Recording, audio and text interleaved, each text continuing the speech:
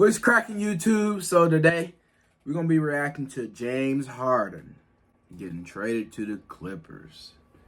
I don't know. Let's see what this video is about. It look like it's gonna be some crazy shit. So let's get into it. As a game that James Harden has played many times before and won. While you were Bro, he cold as hell with it. Massive news from Woj out of the NBA. The Clippers get James Harden from the Sixers in blockbuster trade style. I ain't watched basketball in a minute. So does he still play defense? He don't play defense still, does he? Read through the names there. Harden and two others going to the Clippers. Philly gets 4 veteran players. They get 2 first-round picks.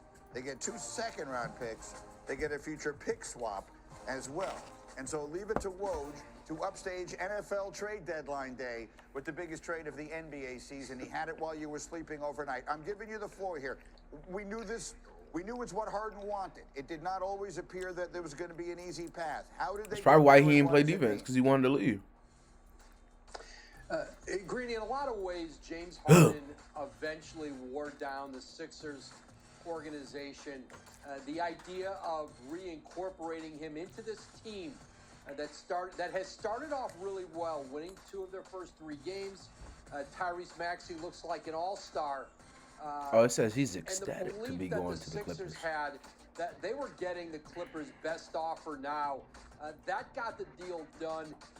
What team does that nigga Zion play for? Does he play for the Clippers? And then deep into the night last night, around 1:30 a.m., 1:45 a.m., the Clippers and Sixers reached an agreement, and the deal was done. And now, listen, LA gets what they wanted. How much they about to pay his ass, though? Frontline point guard to pair with Paul George and Kawhi Leonard, and the Sixers now, they get the kind of draft assets that they wanted that allows them to go out perhaps later in the season and see if they can't replace James Harden with a player who can help this team make a run in the East.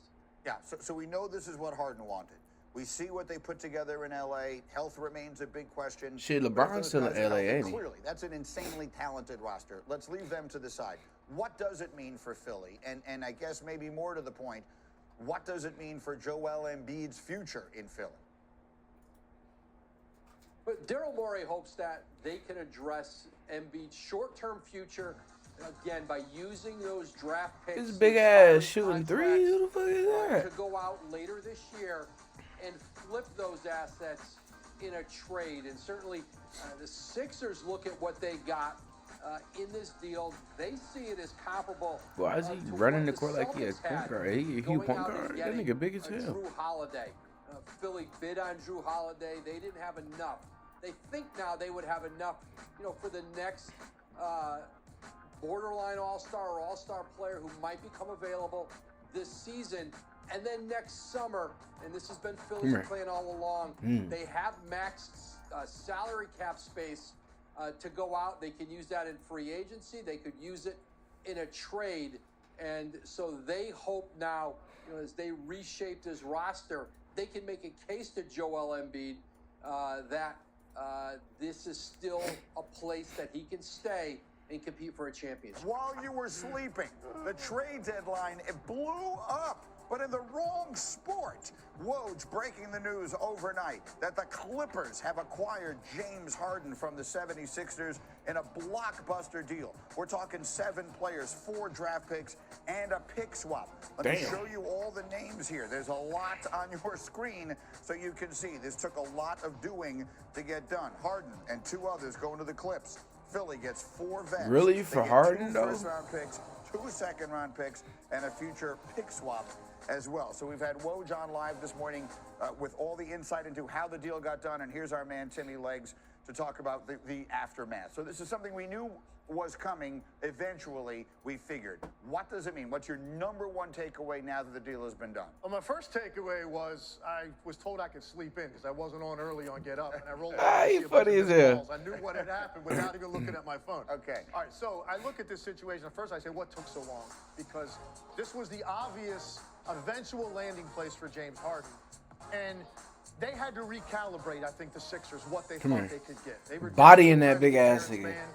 They thought James Harden's probably worth a little bit more a few years ago. This trade would have looked different. Now, this is what you get for James Harden. You get some guys in their mid-30s who are role players, who are primarily defenders. Boy, Giannis big for no shooters, reason. and then the picks, that's a whole nother issue you could discuss if they have any value whatsoever. James Harden needed to leave Philadelphia for that organization to move forward and get out from under this black cloud in the Malays. I feel like that's how it was for not NBA, but for the Lions. They needed to get rid of Matthew Stafford for them to move forward, but Matthew Stafford needed them to get rid of him for him to move forward. And look, nigga won a Super Bowl. This is going to be significantly better for Joel Embiid's body language. But the Lions are killing it right now, boy. I tell you, they killing it. I really want to go to a game, but you know I'm broke as hell. Is James Harden going to shrink when you have to have him, and that affects Embiid? Don't have to worry about that. And you got back pieces that can help them 10-time now All-Star, with their size, their 2017, length, 18 their ability to defend, and MVP, their ability to 3-time space the scoring floor champion, around Embiid and Maxey. 2-time This gives us a lot of assist sense leader. for Philadelphia. They got Ain't said shit on there about defense because he don't play defense. Trying to sell you something because there are massive leaps of faith you're going to have to take. This is going to work out with some seamless integration with James Harden going to the Clippers, and those guys all stay healthy. And that's right. Look, I mean, I'm trying to wrap How can my they head be so around what excited to for him say if about James he's Harden all and about what scoring, his no D? place is going to be when someday we try and characterize his career. In the last Don't quote 4 me. years, he has been on the Rockets, on the Nets, on the Sixers, and now here he goes out to the Clippers each time because he just decided he didn't want to be there anymore and made no secret of it and forced his way from one place to the next, to the next, to the next. And the one thing all those teams have in common, we'll see what happens in LA, is they didn't necessarily get better for his having been there. So how do we characterize the player that the Clippers are getting? I think the best way to characterize guess James that's Harden true. is this is one of the most Like I've been saying. unstoppable offensive forces in the history of this league, and that's how he's going to be regarded. He's not going to be a guy that's going to be regarded as a winner or a leader, regardless of how this turns out with the Clippers. Because even if those guys do stay healthy and they make a run and they get all the way, to me, that's going to be because Kawhi Leonard stayed healthy. And they already had enough to contend without James Harden. I didn't know Kawhi That's even the thing, still though. play. Harden and Westbrook being paired up again, and Westbrook actually was pretty good at the start of the year, and his energy has been great. How does this affect Russell Westbrook going forward? And is this an insurance policy to give you that offense you're going to need on nights when you're not playing Kawhi Leonard or Paul George? And who knows, if you're left without either one of those guys in the postseason, this isn't going to have any significance at all for the Clippers in terms of how you view them against teams like Denver and the Lakers and Phoenix. I don't think they're on that level. Let's see what happens. Revisit the Clippers in a couple of months. I know right now, this instant, the Philadelphia 76ers are better, they're more relevant, and they've got a better chance against teams like Milwaukee and Boston as we sit here today. I don't know yet about the Clippers. I've got to see what's going to happen with them. I completely agree with you. I think on an enormous level, this is, pardon me, addition by subtraction in Philadelphia. Let me run the floor while I've got you here. Great performances in the NBA last night. Warriors 3-0 on the road, 42 from Steph. My Is boy their Steph. championship window still open? Yeah, it definitely is. And as long as you haven't Oh, seen is any that, player, yes, this Golden That's State Zion, right? Warriors Nigga, this is mix. how I used to look. Curry Nigga, looks this is good how I as looked like him when I he used did to have my high when he top was fade. 28 years old. It's really amazing to think that he could come out of the gates looking like this. Yes, the Warriors are still in the hunt because of how special Steph Curry is, and he had another one of those nights last night. Talk about another special player. Giannis had 33, Dame Lillard 25. Man, cold. Milwaukee by 8 over Miami. What do you like most about the pairing? Well, I think the best thing about this is the pressure it takes off of Giannis Antetokounmpo to decide matters late in games. And that is when Giannis has gotten himself in some trouble, and the Bucks have had some issues in the postseason because he tried to do a little bit too much. And at times, if his jump shot fails him, his free throws are not there. Now you've got an issue closing games. That's not the case now with Damian Lillard. It takes pressure off of Giannis, and you saw that in their first game. Talk about the Lakers. We have wondered a lot about Anthony Davis early LeBron this season. crybaby Last ass night, he gave them everything you could ask for. 26 points, 19 rebounds, 5 assists, 3 blocks. LeBron in the always game be that they cold with won, it, though. But it went right down to the wire. What stood out to you most? Well, his physicality. You know, he makes a huge difference when he is ready to play that physical and be that engaged. And this is something about Anthony Davis we're going to continue to talk about because he will have other nights when it's a little bit more passive and drifts, and then you wonder about the Lakers because of the age of the roster and everything else. There she is. You're forgetting something. I don't know. LeBron is just a crybaby, but That's not good. I don't know. He's still cold as hell with it.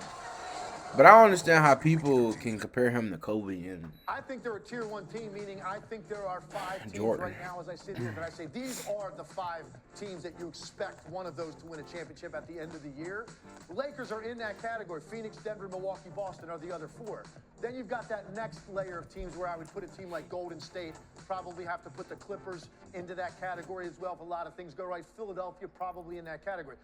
There are 5 teams I think that clearly you would expect to pick one out of a hat and say this team's going to win a championship this year. I think the Lakers are on that level when Anthony Davis looks the way he did last night and most nights, honestly. Well, so that's maybe why we trust the Nuggets so much, because we think we know what we're going to get from them. nah, man, I'm gonna stop that right there. I think that I don't know. It's just like it's getting hard, and he gonna score, he gonna get buckets. But why do you want a nigga that ain't gonna play defense? What he gonna do for you, other than score? I mean, he can score, but the other people gonna keep scoring because his ass ain't guarding nobody. I don't know, man. Until next time, we out, man. Peace.